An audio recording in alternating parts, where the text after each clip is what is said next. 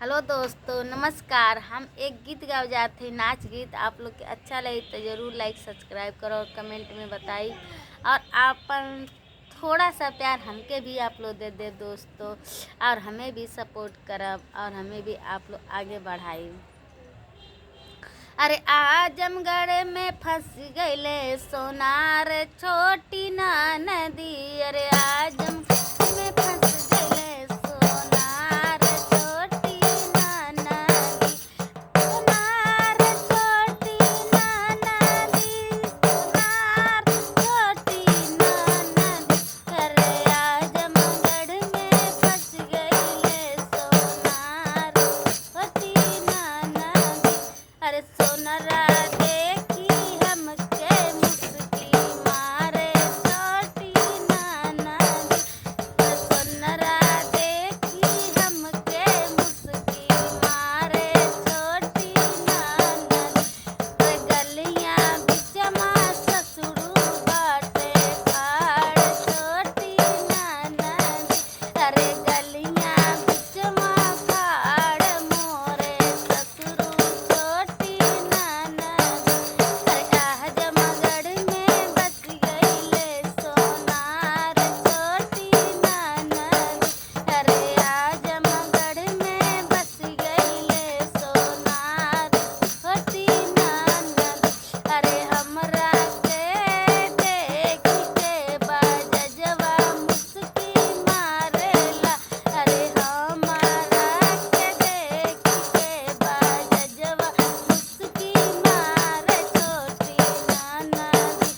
अरे गलियां बिचमा खाड़ मोरे बसुरु छोटी रे ना नदी। अरे गलियां बिचमा खाड़ मोरे बसुरु छोटी रे ना नदी। अरे आजमगढ़ में बस गईले सोनार छोटी ना नदी। अरे आजमगढ़ में बस गईले सोनार छोटी ना नदी। अरे हलुवैया देखी मुस्की मारे छोटी ना नदी।